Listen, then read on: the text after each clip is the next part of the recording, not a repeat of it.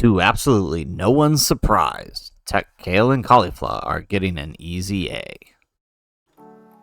How's it, everybody? Celtic Link here. We're back for another Dokkan battle video. In today's video, we have the surprise easy A for the TEQ KALE and CAULIFLA. I'm just kidding. It's not a surprise. We all knew this was coming from the moment they showed up on Hits banner in the beginning of the Golden Week. But we're here nonetheless to talk about what they're doing and exciting things, as they were a stacker before, which means they're going to be another great unit to help you out in some of the major long content we've got, such as festival battles. So let's hop on in and let's take a look here. So they are, of course, now a bond of friendship or rapid growth, category key 3, HP attack and defense, flat 170, no longer with the lower HP.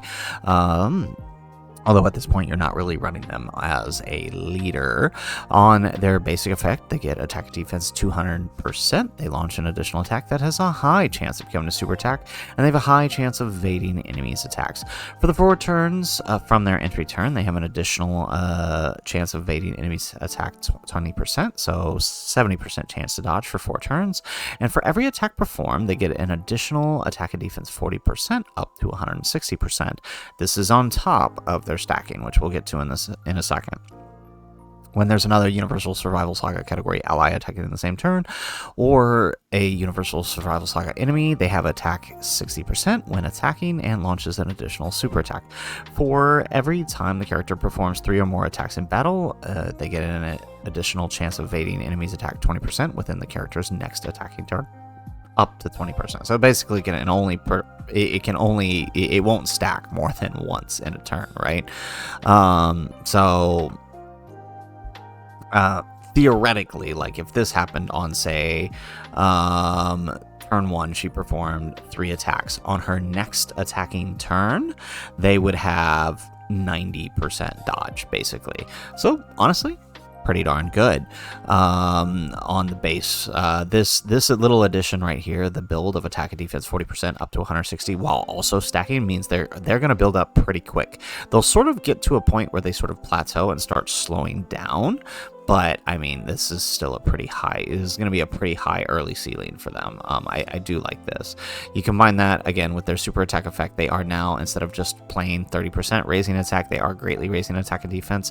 So that's a 50% raise, launching roughly 3 supers in a turn, right? Because they've got their primary, and then they've got this one here, so that's 2 super attacks here. If this one is a 50% chance, then they've got a guaranteed if there's another USS enemy or ally, so which you're probably going to have more than likely. So that's 3 possible supers, 4 if you count the hidden potential. So honestly, it'll be pretty easy to proc this to get that extra dodge. Very, very nice.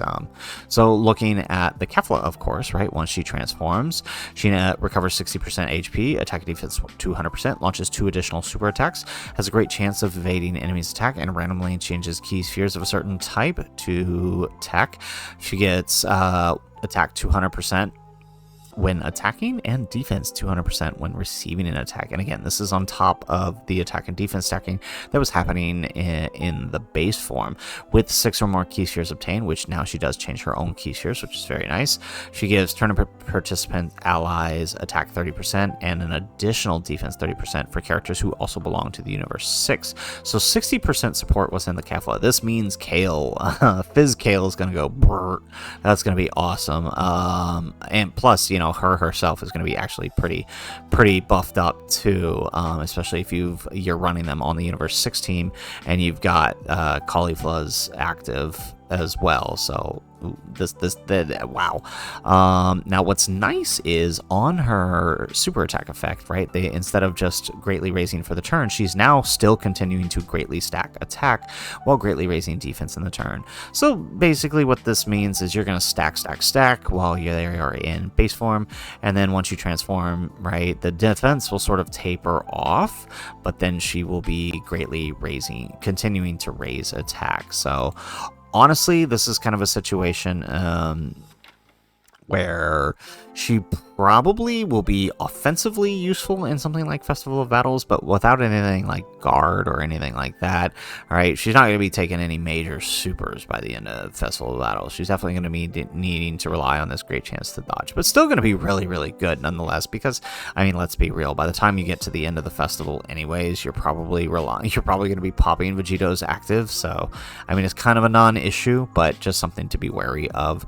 But I think for the red zones, right, this transformation in the 6 key spheres giving 60% to someone like Kale, that's going to be pretty amazing. I can't wait to see how that looks in game. So very, very nice. And of course, this is not all we're getting. We are getting some more upcoming content. We get the next stage of Extreme Super Battle Road, powerful comeback, and then the next intensifying fights. I'm assuming this will be sort of a Universe 6 themed one from Tournament of Power. So probably fighting Kefla somehow, I would assume.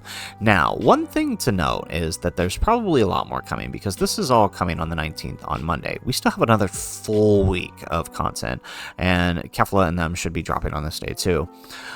We have another full week of content before we move into the June celebration, which should be starting at the end of this month, around the 28th to the 1st. That's usually when that drops. So that means there's probably something else coming. Now, it is worthy of note here, as Protan has pointed out here, that there's actually another ID gap, 21 IDs to be specific, on the tables, which indicate 3 TUR EZAs are somewhere. Now, these could be EZA TURs coming in the future, right? And this is excluding, right, the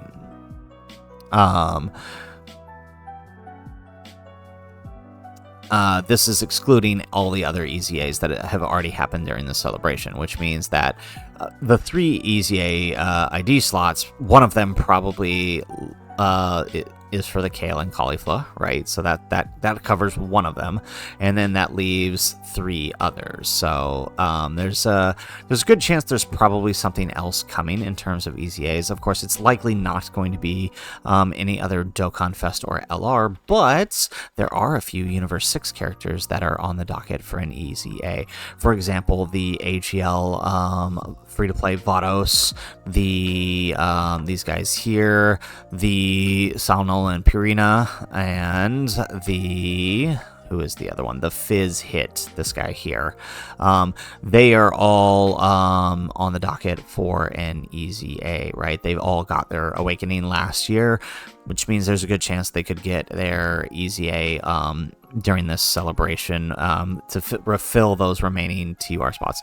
I mean, if this guy EZA's, not gonna lie, not only is he going to be a great partner with for Hit, he's also like just kind of insanely good. He's kind of insanely good just as he is right now. Like, you could legitimately run him in the red zones right now because of his effect, right? He has the whole UI effect where he can dodge and then counter. So if they EZA him and they do him right, he's like he stands to be a really, really good partner for the Int Hit, despite being a free-to-play unit. So, I mean, that's really all the other choices they have, unless they decide to, like, super EZA this gal here, which I think is pretty unlikely. They haven't done that before.